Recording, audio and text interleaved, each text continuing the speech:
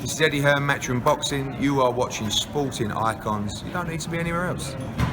Okay, so Dimitri Salita, the promoter for Otto Wallin, has said that if Tyson Fury was to vacate his WBC belt, which of course he has been threatening to do so, his client Otto Wallin is quite willing to step into the ring with the WBC #1 and former WBC World Heavyweight Champion Deontay Wilder. Now, firstly, for those of you who don't know, the WBC have said that they will be speaking with Tyson Fury in the coming week to press him for a decision. Are you retiring or are you not? Now, if he does retire, Wilder versus Wallin, is that a fight that's interesting? Sure, why not? Both of these guys have been in the ring with Tyson Fury before. Deontay Wilder, the last 2 times, got knocked out by Tyson Fury. Otto Wallin went the distance with Tyson Fury. Okay. Now, I know some people say, but Otto Wallin put on a better performance than Wilder. Otto Wallin put on a better performance than Dillian Whyte, because obviously he went the distance with Tyson Fury. Also did Francisco Pianeta. Okay. But still, Otto Wallin, since that fight with Fury, he's had, off the top of my head, I believe it's 3 fights. He definitely fought Dominic Brazil. Looked very, very good in that fight. For Kamil Sokolowski, I was there ringside watching him take on Sokolowski for that one in Cardiff. And before the Brazil fight, I believe it was Travis Kaufman. I believe so. Anyway, so he's been winning, that's for sure. Otto Wallin has been looking okay. He's been looking pretty good. Didn't look great against Sokolowski, of course not.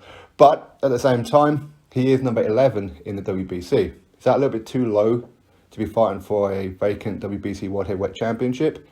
Maybe. And while a champion can fight anybody in the top 15 as a voluntary, when there's no mandates, Wallin could fit into that mould, of course. But it's a vacant belt. So would the WBC do it? Maybe, because Wilder is involved, isn't he? Even though theoretically, Wilder has come off 2 back-to-back knockout defeats. Should he be fighting for any title straight away?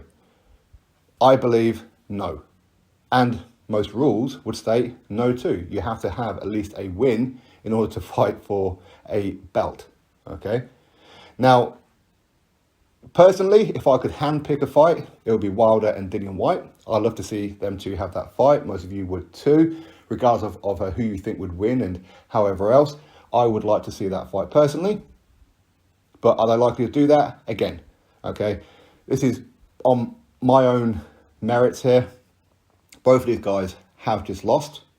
Therefore, both of these guys should have at least a comeback fight in order to maybe fight for the vacant belt, if that's the route that WBC are willing to do. I think Wilder needs to have a comeback fight first. So does Dillian Whyte, even if it's against a journeyman. Doesn't really matter. You need a win to fight for the vacant belt. But if not, then maybe they could do the number 2 and the number 3 in the WBC rankings, Joseph Parker and Joe Joyce. We know their fight is already pretty much done now. They're going to be fighting in July. Why not have the vacant belt on the line for that one? There's always that option. Or maybe the WBC could put it on the line to crown the undisputed champion between Joshua and Usyk for their rematch. And I've mentioned this before, that don't be surprised if Eddie Hearn petitioned for that one. People said, oh, that'll never happen. Neither one of them are ranked in the WBC. It can't happen. Listen, this is boxing, okay? Things like this do and can happen. Check out, say, when Vasyl Lomachenko, who's a unified world heavyweight, he's a unified world champion, and he fought Luke Campbell for the vacant WBC title. Did he not? Why? Because Bob Arum petitioned for Vasyl Lomachenko to fight for that belt. So it can happen. And that's not the only instance. There's quite a few. So if Tyson Fury was to vacate it, Deontay Wilder, Otto Wallin, I mean, personally, I would favour Deontay Wilder. But there again, who knows? Otto Wallin is a very, very good boxer. I mean, he's not someone that you should ever overlook. Yeah, he didn't look great against Sokolowski, but how motivated was he for that fight? And of course, he had been out of the ring for quite some time. The fight with Dillian Whyte fell through with like a couple of weeks to go. So, yeah, maybe that's one of the reasons why. But as far as Wilder and Wallin is concerned, why not? Why not? I'm okay with it, to be honest with you. But, as I said, I do maintain Wilder should at least have a win on his comeback.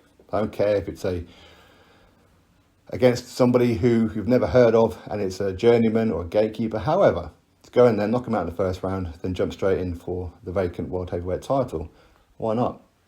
Why not? But anyway, we'll have to wait and see what happens. Drop your thoughts below. Click thumbs up, subscribe. Catch you on the next video.